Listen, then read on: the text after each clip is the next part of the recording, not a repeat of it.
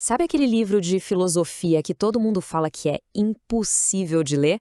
Pois é, mas e se as ideias dentro dele tivessem literalmente mudado a forma como a gente entende a própria realidade? Hoje a gente vai decifrar a Crítica da Razão Pura de Immanuel Kant e descobrir o segredo por trás de toda essa complexidade. Para a gente conseguir entender o impossível, a gente precisa de um mapa, certo? Então vamos fazer assim. Primeiro, a gente começa pela lenda do livro. Depois, viaja para o campo de batalha filosófico que o Kant encontrou. Desmonta a arma secreta dele e, por fim, a gente vê como essa revolução toda afeta a gente até hoje. Tá, vamos direto ao ponto. Por que alguém se daria o trabalho de escrever uma coisa tão, mas tão densa? Qual era a missão por trás disso? E olha, não é exagero não. A reputação do livro é tão séria que muita gente diz que é a obra mais difícil já escrita em alemão. A gente está falando de um texto que desafiou as mentes mais brilhantes por séculos. O que, claro, leva a gente a uma pergunta meio óbvia. Ninguém escreve uma obra desse tamanho por acaso. Kant não estava só querendo ser complicado por ser complicado, sabe? Ele tinha uma missão. Ele estava tentando resolver um problema gigantesco, uma verdadeira crise que ameaçava paralisar todo o pensamento ocidental da época.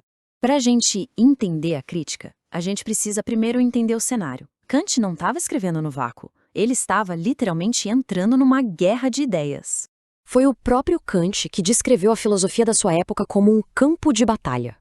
Pensa só, de um lado você tinha teorias grandiosas sobre Deus, a alma, e do outro um ceticismo que dizia que a gente não podia saber nada com certeza. A razão estava em guerra com ela mesma, presa em perguntas que não conseguia evitar, mas que parecia totalmente incapaz de responder. De um lado desse campo de batalha, a gente tinha os racionalistas. Eles acreditavam que podíamos desvendar os segredos do universo só com a força da mente, como se a gente nascesse com as ferramentas certas. Do outro lado, estavam os empiristas, que diziam, não, nada disso, tudo que a gente sabe vem de fora, através dos nossos 5 sentidos. Eram 2 exércitos num impasse que não ia para lugar nenhum.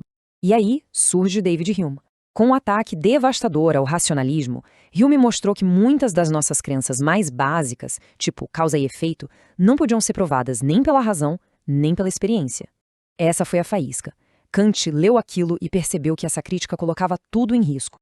O que estava em jogo aqui não era só uma disputa acadêmica, entende? Se Hume estivesse certo, as bases da ciência, da moralidade, da liberdade, tudo isso poderia simplesmente ruir. Kant sabia que precisava construir uma resposta. E a resposta dele foi este livro. A Crítica da Razão Pura é a arma que Kant forjou para lutar nesse campo de batalha. E para a gente entender essa arma, vamos começar pelo próprio título. Primeiro, a palavra crítica.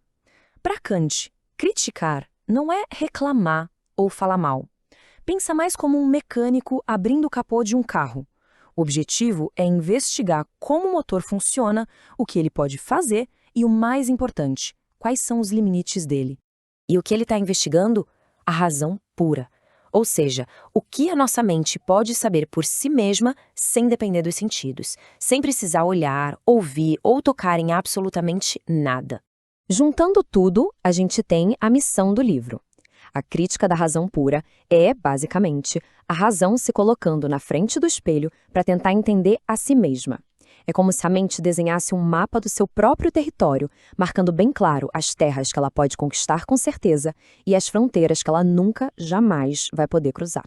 E a solução de Kant para essa crise foi tão, mas tão radical, que ele mesmo a comparou com uma das maiores revoluções da história da ciência. Por séculos, a filosofia partiu de uma ideia básica. O nosso conhecimento era uma espécie de espelho passivo do mundo. Os objetos estão lá fora e nossa mente simplesmente reflete o que eles são. Simples assim. E aqui, Kant vira o jogo completamente. Ele pergunta, e se não for assim?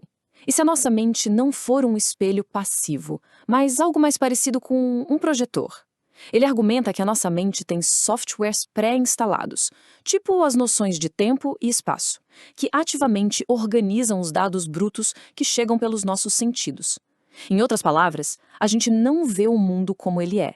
A gente vê o mundo como a nossa mente o constrói para nós. Nós somos coautores da nossa realidade. Essa revolução toda tem uma consequência surpreendente.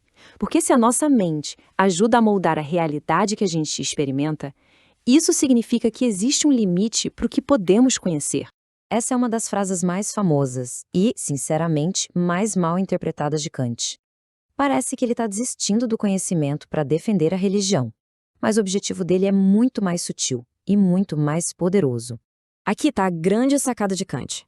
Ao traçar uma linha e dizer, olha, a ciência só pode operar aqui, no mundo da experiência, ele não estava enfraquecendo o conhecimento. Pelo contrário, ele estava construindo um muro para proteger o conhecimento de especulações sem fundamento.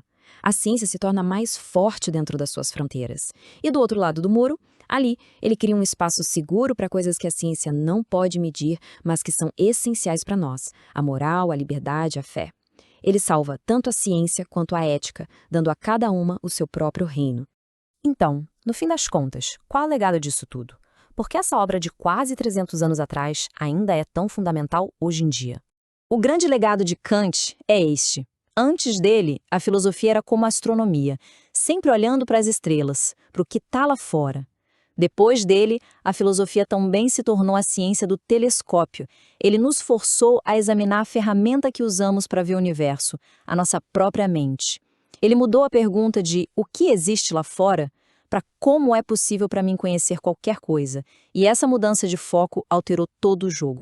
E isso nos deixa com uma pergunta vertiginosa que ecoa até hoje.